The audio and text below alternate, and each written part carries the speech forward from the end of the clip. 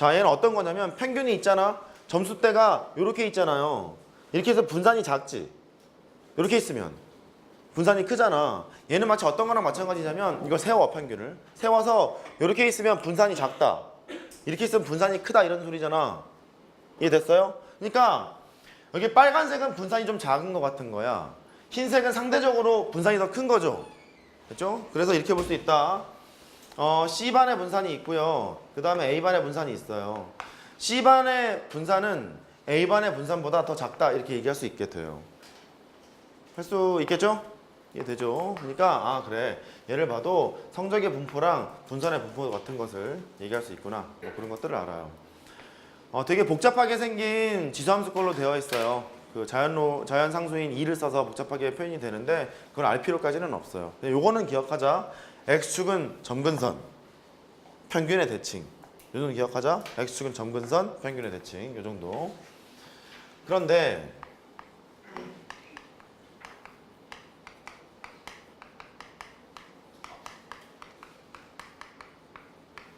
얘를 일일이 쓰려다 보니까 이제 복잡한 거야.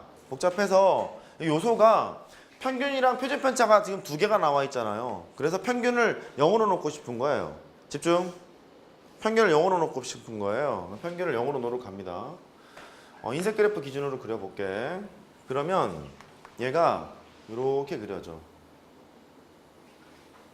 평균을 제로로 놨어. 그 다음에 요소가 시그마 앞에 붙어있는 개수가 1인 것, 시그마 앞에 붙어있는 개수가 2인 것, 시그마 앞에 붙어있는 개수가 3인 것, 이런 것들이 있잖아요. 그러니까 시그마의 개수만 내가 설정을 하면 구분을 분명히 할 수 있을 것 같단 말이죠. M 시그마를 다 쓰지 않고. 그래서 이쪽을 1이라고 쓰고요, 이쪽을 2라고 쓰고, 이쪽을 3이라고 써서 하는 게 편할 것 같은 거야 지금. 이거 이해됐니? 이게 편할 것 같은 거야. 그래서 자연수와 자연수란다. 실수와 1대1 대응이 되기도 하고. 이해하기 편하라고 이렇게 설명하고 있는 거다. 잘 들으세요. 이렇게 쓰기로 마음을 먹었어요. 평균이랑 표준편차를 다 쓰기 불편하다 보니까 이때 이 변수를 표준화된 확률 변수 Z라고 불러요. 뭐 G 또는 Z 뭐 다 좋아. 하여튼 표준화된 확률 변수야. 한번 읽어볼까요? 표준화된 확률 변수.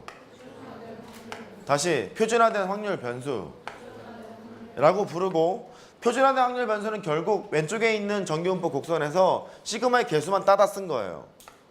됐죠? 시그마의 개수만. 그러면 왼쪽 스토리를 보자. 원래 있던 확률 변수 X가 평균에다가 시그마의 개수 구름이 있는 상태였었어요. 이렇게. 근데 여기에 있는 이 구름의 정체가 표준화된 확률 변수 Z였단 말이야. G였단 말이야. Z를 구하러 가야 되는 거잖아요. 그럼 걔를 구하려면 내 점수에서 평균을 뺀 다음에 내 점수의 표준 편차로 나눠야 구름이 나올 것 같고, 그 구름이 G였겠죠. 이렇게. 그러니까 이렇게 표준화된 확률 변수를 구하는 이 방법을 표준화한다 라고 얘기를 해요. 따라해봐. 표준화. 용어만 잘 알면 돼. 표준화한다고 얘기를 합니다. 이렇게.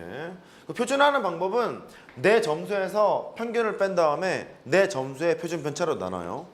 확률 변수가 라지 X였으면 라지 X의 표준 편차로 나누는 거고, 확률 변수가 X의 바였잖아요. 그럼 X바의 표준 편차로 나누셔야 되거든요. 구분 지어야 돼. 그래서 써드릴게요. X의 표준 편차야.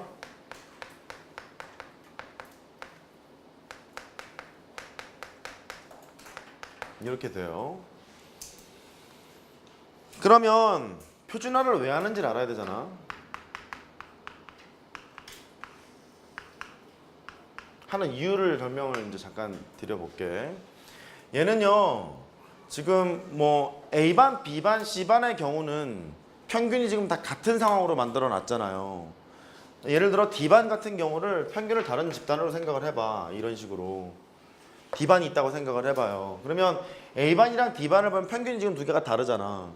근데 그 각 반에서 상대적으로 돈을 얼만큼 잘 버는지, 상대적으로 수학 점수가 얼만큼 높은지를 비교하고 싶은 거예요. 근데 평균이 두 개가 다르기 때문에 평균 기준으로 얼마만큼 이쪽에 있지를 생각을 해야 되는 거잖아. 평균 기준으로 이쪽으로 가면 갈수록 상대적으로 높은 위치에 있는 거고요, 이쪽으로 가면 갈수록 낮은 위치에 있는 거니까. 그래서 표준화하는 목적은 첫 번째, 이게 바로 이렇게 쓸게요.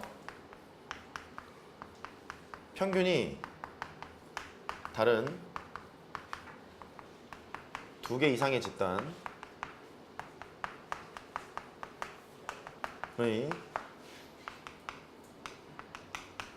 상대적인 위치를 보려고 가는 거예요. 왜냐하면 평균을 다 제로로 놓고 보는 거거든.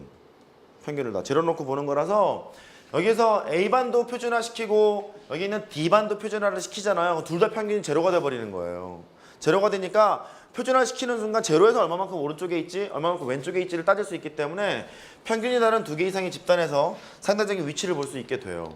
그러니까 상대적으로 연봉이 높으냐 낮으냐 이런 것들을 볼 수 있다는 소리예요. 이해할 수 있겠죠? 표준화의 목적이 그거야. 그리고 표준 정규분포표라는 게 존재하기 때문에 표준화를 해서 문제를 해석해야 돼요. 반드시. 문제를 보면 이제 알 것 같습니다. 이제 한번 해보죠. 2-1번 보세요.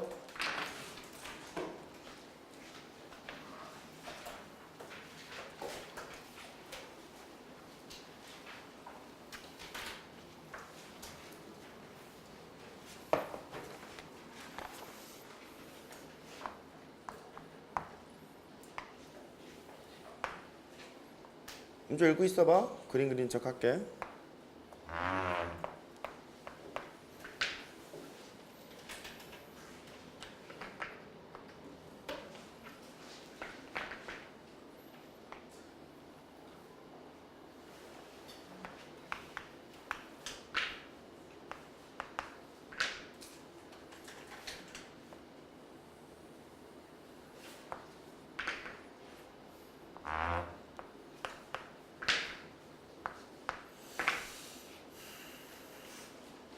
재학생 수가 500명이래. 성적 분포가 ABC처럼 되어 있대. 1번부터 보자. 성적이 우수한 학생들은 B 고등학교보다 A 고등학교에 많이 있다 그랬어요. 야, 성적이 우수한 학생이 A가 많니? B가 많니? A가 더 많죠? 평균에서 오른쪽으로 가면 갈수록 여기 확률이 높다는 얘기는 명수가 많다는 얘기잖아? 그쵸? 맞는 얘기인 것 같고요. 그 다음에 두 번째, B 고등학교 학생들은 평균적으로 A 고등학교 학생들보다 성적이 더 우수하니에요. 그러니까 B의 평균이 A의 평균보다 높냐 이렇게 물어본 거거든요. 근데 두 개의 평균이 같잖니? 그러니까 평균적으로 성적이 더 우수하다고 얘기할 수는 없겠죠. 평균의 대표값이니까요. 너는 아니라는 소리고요. 세 번째, C 고등학교 학생들보다 VC라고 쓸게요. B 고등학교 학생들의 성적이 더 고른 편이니 성적이 더 고르다는 얘기는 분산이 작다는 얘기잖아요. 그러니까 이 문제의 뜻은 C 고등학교 학생들의 분산이 B 고등학교 학생들의 분산보다 더 작습니까? 이렇게 물은 거거든요. C의 분산이 있고 그 다음에 B의 분산이 있어요. 어느 게 더 작죠? C의 분산이랑 B의 분산. B가 더 작죠? C를 평행 이동하면 이렇게 된다고 쳐보면요. 평균 줌에 많이 몰려있는 게 B잖아요. B에 많이 몰려있으면 분산이 작잖아. 그 다음에 이렇게 벌어져서 분산이 더 큰 거잖아. 이해됐죠? 그러니까 B의 분산이 C의 분산보다 작아. 즉 B 고등학교 학생들의 성적이 더 고른 편인 거죠? 됐어요? 그렇게 되는 거예요. 참이야 거짓이야? 참 그렇게 하면 되겠죠. 답은 뭐 4번 이렇게 하시면 되겠고, 그 다음에 2-2번 하러 가요. 정규분포는요, 곡선을 보면 평균에 대해서 대칭 구조를 가지고 있고 쓰기로는 이렇게 씁니다. 평균이랑 분산이 중요하니까 이렇게 평균과 분산을 쓰기로 약속을 해요. 틸다라고 읽고요. 물결이라고 하셔도 되겠고요. 이렇게 씁니다. 따르고 있대요. 이때 P에다가 C, X가 C 더하기 4가 있대. 얘가 최대가 되는 C값을 구해볼까요? 이제 그랬어요. 정규분포 곡선을 이제 그려봐야죠. 얘가 평균의 대칭 구조를 가지고 있는 정규분포 곡선을 그려놨어요. 이제 이렇게. 근데 구간의 길이가 4짜리야. 확률 밀도 함수가 있는데 확률을 구하라는 소리는 넓이 구하라는 소리거든. 그럼 구간의 길이 4짜리가 이렇게 움직일 거라고. 왔다리 갔다리 할 거란 말이야. 그때 확률이 최대가 된다는 소리는 넓이가 가장 큰 거잖아요. 넓이가 가장 큰 걸라면 가운데쯤 몰려 있어야 되지 않니? 가장 두꺼워야 되는 거잖아, 그죠? 근데 구간의 길이가 4니까 여기 기준점을 잡아. 너랑 기준점을 잡았어. 여기가 C 더하기 4가 될 거고 여기가 C가 될 거란 말이지. 근데 구간의 길이가 4라는 소리는 이 같은 길이로 이루어져야 될 거 아니겠니? 네가 M 더하기 2면 될 거 같고 너는 M 빼기 2만 될 거 같고, 그래야 구간의 길이가 4니까. 괜찮아요? 가장 두꺼워야 되는 거니까요. 그래서 C는 M-1을 항상 만족해야 되나 봐. 밑에 보면 관계식 구하라고 하지 않았나? C 값을 구하라 그랬죠? C는 M-2 이렇게 1번라고 택하시면 되겠어요. 할 수 있죠? 넓이가 가장 넓어야 되는 거니까 구간의 길이 사자리가 움직이려면 가운데에 몰려 있어야 되는 거잖아. 대칭 구조를 가지고 있게끔. 그래서 이 정도 체크하시기 바라고. 3번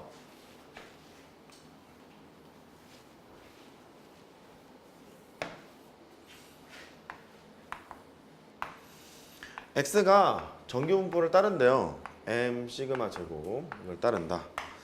5분의 1 x의 분산이 1이고 p x가 80 이렇게 돼 있고요. p x가 120 이렇게 돼 있대. 이런 확률이 같을 때 m 더하기 시그마 제곱을 구하래요. 이게 뭐냐? 그랬죠? 분산은요. 상수항은 무시할 거고 x의 개수가 나가면서 제곱으로 나가는 거 아니겠어요? 제곱으로 나가는 거니까 너는 이 나가면서 제곱으로 나가. 25분의 1이 나갈 것이고 bx가 될 거고요. 걔가 1이래. 따라서 이 분산은 25라는 걸 알아요. 그러니까 시그마 제곱은 25니까 평균만 구하면 되는 거겠죠. 됐어요? 여기까지 됐고 그 다음에 평균 구하러 가. 확률 밀도 함수가요. 평균에 대해서 대칭 구조를 가지고 있도록 되어 있을 거란 말이야. 이렇게. 근데 얘가 80보다 작거나 같을 확률이랑 120보다 크거나 같은 확률이 같대. 그 소리는 넓이가 같다는 소리니까 80을 이 정도에